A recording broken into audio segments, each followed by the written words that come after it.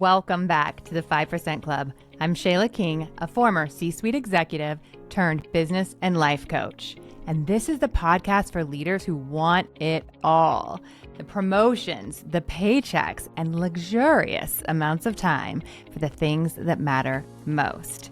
Each week, I'm going to teach you from my performance and happiness formula what it takes to rise to the top without burnout and overwhelm.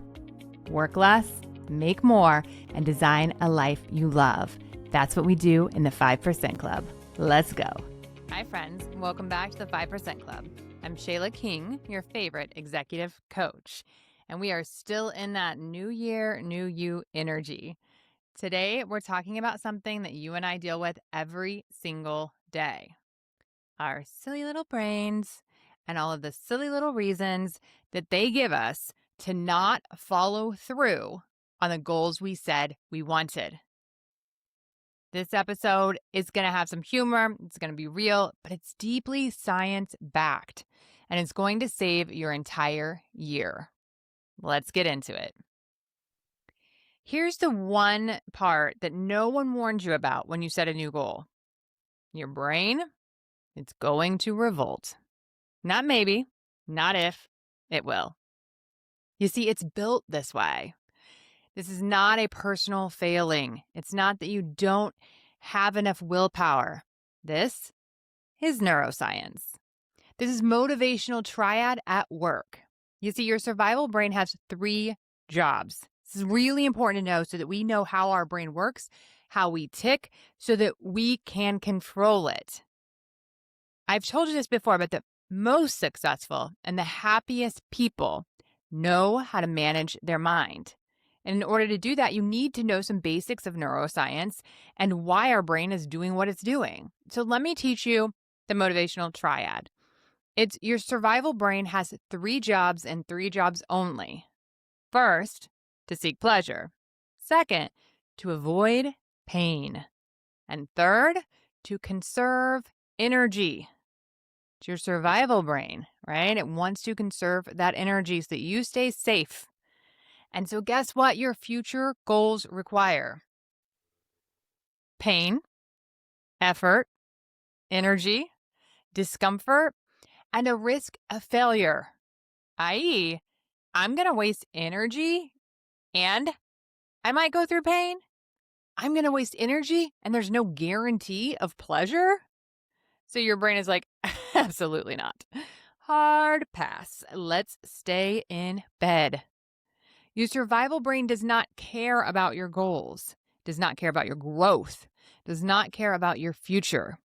Your survival brain only cares about keeping you alive, safe, and comfortable, even if that comfort is ruining your life. That's its job. Your job is to outsmart it. Here's what's wild. The plan you made, the routine you created, the goals you set, those all come from the best part of your brain. You used your frontal lobe, your executive functioning, your higher thinking, and your future self-identity work. All of that part of your brain is calm, strategic, expansive, and it genuinely wants you to live a big and beautiful life. So when you create these goals, you're like, heck yeah, I'm going to the next level. I can't wait for this year and what I'm going to become. I can't wait until I hit this goal. And I'm so excited for the future. It is going to be what is absolutely the best for me, the best for my family. I cannot wait. But here's the problem. The second you're tired or cold or stressed, your survival brain jumps in like a toddler with a juice box yelling, we don't want to do that anymore. So which brain are you going to listen to? As a 5%er, you listen to the brain that made the plan, not the brain that just wants to keep you alive. We are thriving. We're not just surviving. So we have to get out of our survival brain. So let me use myself as a cautionary tale because my brain is just as dramatic as yours. Every morning, when it's time to get out of bed for the gym, my brain throws a full Broadway performance. I'm tired, sleep is, very important for autoimmune diseases. So maybe we should prioritize rest. It's cold. My back probably needs a day off. Oh, we overslept. There's not enough time. You know what? You're a busy mom. This is probably a sign to slow down. We could always go tonight or start tomorrow. Or I sprained my ankle, so I can't go. And then we just think to ourselves, yeah, that's a good excuse. We keep going down the list until we find one that seems so reasonable, right? Because our survival brain doesn't just come up with easy BS that we could say, no, that's not true.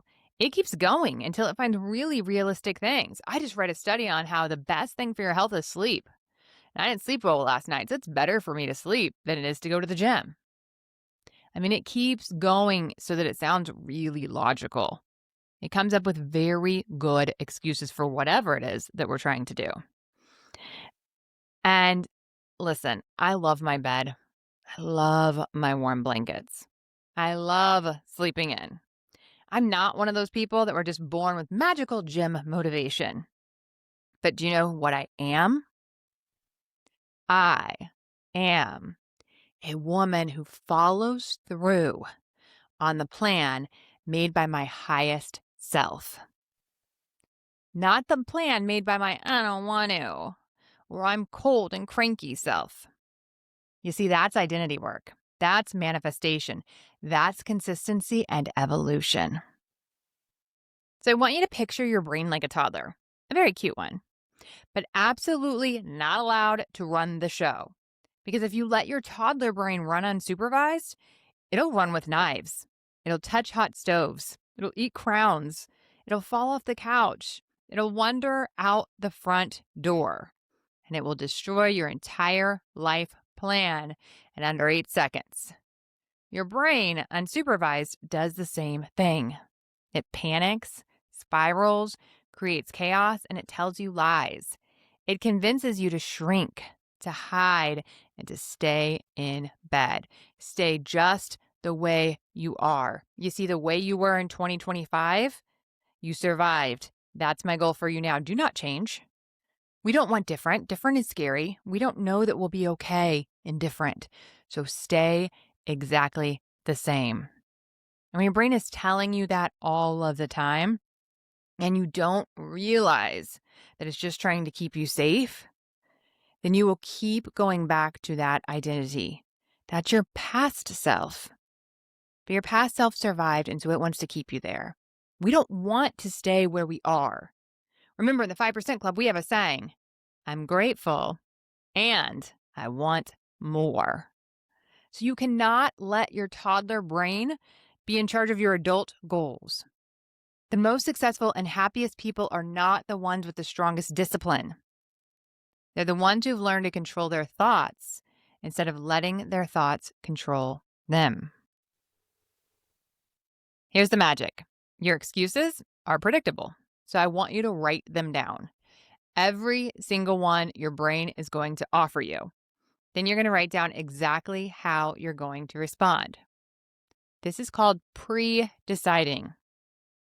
And it's how you outsmart your survival brain. My brain is going to say, I'm tired. Great. Pre-decide your answer. What are you going to say back to your brain? My brain is going to say, I'm cold. Great. Pre-decide how you're going to answer that. I heard the other day that there was a personal trainer who said that he normally has 20 students that come in the morning to his program, and that it was kind of like a cold, rainy day. And so 4 came.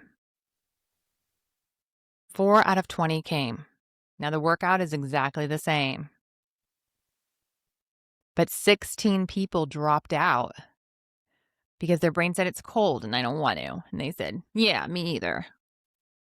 So just imagine how much you can set yourself apart by a couple of minutes of discomfort. By just talking back to your brain and saying, yeah, it is cold. That sucks. But I'm going to do it anyways. Because it's who I am. It's what I do. I always keep my commitments. And man, can that make your ego feel good. I talk about ego quite a bit because it's so real and we try to deny it, but let's use it for our benefit. Let's use your ego to say, of course I'm going to do it. I said I was going to do it. And that's who I am. That's what I do. And when you start to believe that you're the kind of person who always keeps their promises to not only others, but most importantly to yourself, then you get to live into that identity, right? So your brain is going to give you all these excuses. They're going to say, it's cold, I'm tired. Your brain's going to say, I deserve rest. My autoimmune diseases need a break, but my ankles hurt, but I woke up late. And listen, you're going to pre-decide your answer. I want you to write on a piece of paper on the left-hand side all the excuses, on the right-hand side how you're going to respond. And you can do this for any goal in your life. I'm giving you the example of how to work out because it's a real true one that I changed my self-concept and I changed my process. The other day, my daughter asked me in front of a friend, what's your most impressive stat from the gym? She's like trying to brag on me to her friend.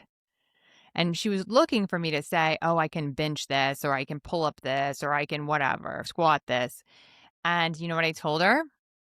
My most impressive stat is that I have gone 5 days a week for 3 years. That's my most impressive stat. It's about that consistency of being the type of person who does what you say you're going to do, no matter what, no matter all those really good excuses that come up in our brain. Make sense? All right. So you simply say to your brain, thanks for worrying about us, sweetheart, but we're good. We're going to do this anyways. I always do what I say I'm going to do. I always follow the plan I made with my frontal lobe for my best self. It's who I am. It's what I do. And remember, use that ego to your advantage. I tell myself I'm a badass that does it even when it's hard. I'm a badass that does it when I don't feel like it. It's who I am. It's what I do. I loved this quote that I heard in the past, that successful people do what unsuccessful people are unwilling to do. That's what this is. If you can just talk to your brain and say, I know I don't want to, but I'm going to do it anyways because it's who I am. It's what I do. I don't feel like it, but I'm still going to do it. That's who I am. That's what I do. That's playing at a different level. This is executive thinking. This is how 5%ers lead themselves into the person they want to become. And this is how 5%ers lead themselves into their dream life. This episode is a perfect preview of the mindset work inside the PH Lab. Because in the PH Lab, I'm not just teaching you how to change your schedule. I'm teaching you how to change your self-concepts. I'm teaching you how to think on purpose, feel on purpose, and create your life on purpose. And how to stop letting your toddler brain run the show. The 5%ers learn this skill and it changes everything. Because you see, everyone has the same goals. Some people have strong systems. But the 5% have the mindset to follow the system, even when they don't feel like it. And that, my friends, is the secret for sustained success. All right, if you are ready to start applying for a new role or an internal promotion, I'll show you exactly how to land a 6-figure plus job inside of a land the leadership role. And if you're ready to become a 5%er who excels in your role and loves your whole damn life, the PH Lab is opening soon. Head to shaylaking.com, SHAYLAKING.com, and book time with me. We're going to talk through your goals and decide together if you are ready to learn the performance and happiness formula and step into the 5% club. You see, your brain will resist your goals, and this is normal. It's predictable. It's human. But when you learn how to lead your brain instead of letting your brain lead you, that's when everything changes. I'll see you next week, 5%ers. Thanks for joining me in the 5% Club today. If you're ready to make more, work less, and design a life you love, then go to shaylaking.com and join the waitlist. You'll be the first to know when there's openings to work with me in one-on-one coaching or the Performance and Happiness Lab, my group container where you will learn to be a high-performing, highly paid executive who loves your whole life. I'll see you there.